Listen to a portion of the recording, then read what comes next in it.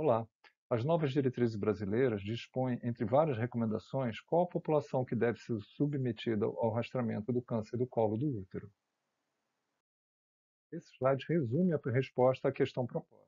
Todas as mulheres e demais pessoas com útero que já tiveram alguma relação sexual, independente de gênero ou orientação, já foram expostas ao HPV e, portanto, têm algum risco para desenvolvimento de câncer do colo do útero ou suas lesões precursoras. Mas aqui vamos apresentar a racionalidade para o início e o término do rastreamento, que, como veremos, não é tão simples assim e sempre motiva acaloradas discussões. Em primeiro lugar, deve ficar claro que não existem estudos comparando riscos e benefícios de iniciar o rastreamento com testes moleculares em uma ou outra idade. Na falta dessas evidências, a Organização Mundial da Saúde, em sua diretriz de 2021, se baseou em modelos matemáticos e incidência de câncer e neoplasia intraepitelial cervical no mundo, como veremos a seguir.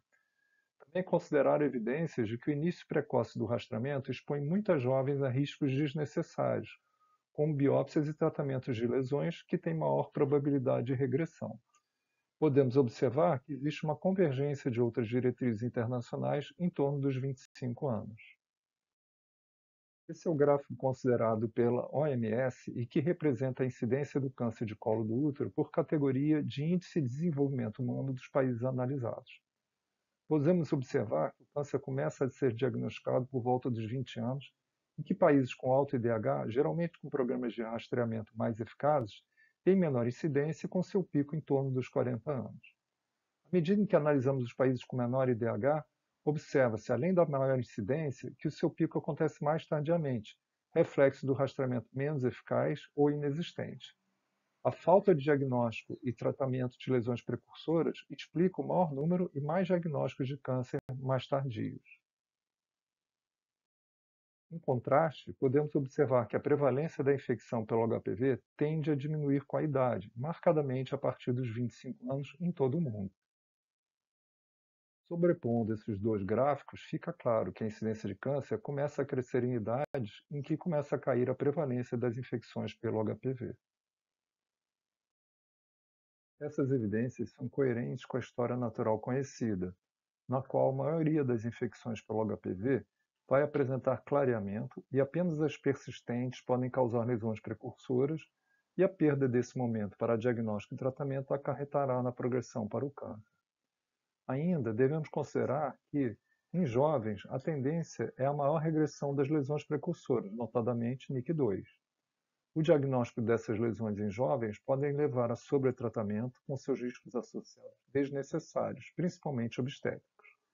Ainda devemos considerar que o tempo entre o aparecimento de uma NIC3 e sua progressão para o câncer leva em média cerca de 10 anos, o que mostra que fazer o diagnóstico de lesões precursoras alguns anos depois da sua instalação não aumenta o risco de câncer, enquanto protege as mais jovens dos efeitos adversos do rastreamento.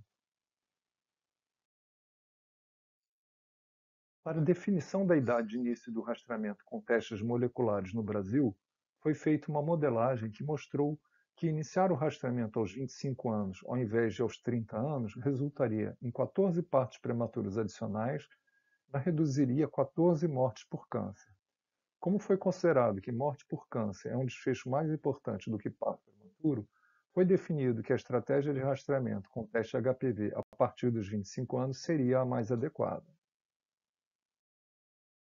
Como existem propostas de rastreamento citológico entre os 25 e 29 anos e início do rastreamento molecular aos 30, também foi realizada uma modelagem comparando essas estratégias. Essa análise resultou em menos 10 partos prematuros, mais uma morte adicional por câncer. Da mesma forma, foi considerado o desfecho morte por câncer mais importante, e além disso, seria muito difícil operacionalizar na atenção básica dois exames de rastreamento. O resultado seria, provavelmente, a manutenção do uso indevido da citologia para investigação de mulheres sintomáticas. Em resumo, os pontos a favor de iniciar o rastreamento aos 25 anos foram, além do melhor resultado na modelagem, as análises econômicas que motivaram a recomendação do uso de testes de HPV utilizar essa idade de início. Para quem se preocupa com excesso de testes positivos de HPV nas mulheres entre 25 e 29 anos, lembramos que em 2025 chega a idade de rastreamento a primeira coorte de mulheres vacinadas contra o HPV no SUS. E também foram considerados resultados do programa preventivo de Indaiatuba, conduzido pelo grupo Unicamp, que mostrarei a seguir. O programa preventivo, que considera um marco no rastreamento no Brasil, já produziu alguns importantes artigos e fundamentou as análises econômicas que motivaram a recomendação da mudança do rastreamento no Brasil. Mas aqui destaco os resultados relativos à idade de início do rastreamento com o teste HPV na primeira rodada, os primeiros 5 anos, em Indaiatuba, município vizinho de Campinas, em São Paulo. Nessa publicação, os autores relatam a detecção de 67 casos de NIC2 ou pior, incluindo 2 casos de câncer cervical estágio 1 a 1, entre 25 e 29 anos. E não encontraram diferenças significativas em termos de detecção de lesões precursoras entre essa faixa etária e a faixa de 30 a 39 anos. Dessas evidências, modelagem e argumentos operacionais, resultou a recomendação de que deve-se iniciar o rastreamento com o teste DNA-HPV oncogênico a partir dos 25 anos. Entre os 25 e 29 anos, como há poucas evidências que fundamentam o seu uso, foi considerada uma recomendação condicional ou menos forte. Já para mulheres a partir de 30 anos, já existem evidências consistentes de maiores benefícios frente aos riscos, resultando numa recomendação forte. Por outro lado, foi deliberado que se o teste for realizado antes dos 25 anos, seu resultado deve ser desconsiderado, pois quase certamente identificará jovens com infecções transitórias, podendo levar a procedimentos desnecessários ou maléficos. Aqui vale a máxima de que rastrear antes dos 25 anos traz mais malefícios do que benefícios. E quando encerrar o rastreamento? As evidências sobre quando as mulheres devem encerrar o rastreamento do câncer de colo do útero são mais limitadas. A OMS sugere que essa recomendação considere a população sob risco, os recursos disponíveis e a cobertura de rastreamento nas mulheres de 30 a 49 anos, recomendando que deve ser interrompido após 2 exames consecutivos negativos após essa idade. Já as mulheres entre 50 e 65 anos que nunca foram rastreadas e tendo recursos disponíveis também devem ser priorizadas. Outras diretrizes recomendam encerramento a partir dos 65 anos.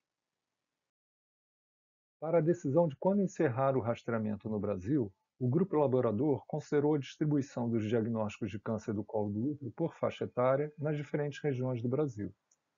Esse gráfico, construído a partir de dados disponíveis no Registro Hospitalar de Câncer no período de 2019 a 2023, evidencia a maior frequência de diagnóstico nas faixas etárias entre 25 e 59 anos, com maior frequência na região norte do país. A escolha da idade de encerramento no Brasil, além de serem consideradas as faixas etárias de maior incidência, foi considerada a expectativa de redução das taxas com o aumento da idade, já que um rastreamento mais efetivo, com a identificação e tratamento das lesões precursoras em idades anteriores, previne o surgimento das formas invasivas. Já nas regiões com baixa cobertura de rastreamento, diagnóstico e tratamento de lesões precursoras, é importante priorizar os grupos etários com maior risco, mas as mulheres com idade mais elevada devem ter ao menos uma oportunidade de realizar pelo menos um teste para verificar a segurança e dispensá-lo das ações de prevenção. Além disso, existem evidências de que o rastreamento com teste de DNA-HPV oncogênico é capaz de antecipar o diagnóstico do câncer do colo do útero em cerca de 10 anos, o que reforça que o diagnóstico desse câncer é altamente improvável após um teste de DNA-HPV oncogênico negativo acima dos 60 anos. Reforçam essas considerações e evidências um estudo na região de Campinas, no estado de São Paulo, que mostrou o impacto limitado das ações de rastreamento em idades mais elevadas em mulheres aderentes ao rastreamento. Já naquelas pouco aderentes ou que nunca fizeram, devem ser rastreadas pelo menos uma vez ao completarem a idade de rastreamento. Esse estudo considerou mais de 2 milhões de citologias, sendo que mais de 200 mil realizavam o exame pela primeira vez. Os resultados sugerem que nas mulheres que realizaram o exame pela primeira vez tardiamente, as lesões precursoras persistem até idades mais avançadas, com maior incidência de câncer mais tardiamente, justificando atenção especial para esse grupo. Já nas mulheres que já participaram do rastreamento, a chance de apresentar uma lesão precursora ou câncer reduz significativamente com a idade. Dessas evidências e considerações, resultou a recomendação de encerrar o rastreamento com o teste DNA-HPV oncogênico no Brasil aos 60 anos. Apesar de parecer uma redução da idade que atualmente consideramos, Todas as mulheres que atingirem a idade de 60 anos e não tiverem realizado um teste molecular devem fazê-lo independente da idade em que o fizerem. Considerando que um teste negativo assegura a inexistência de doença pelos próximos 5 a 10 anos, verificamos que a aparente redução da idade na prática não acontece.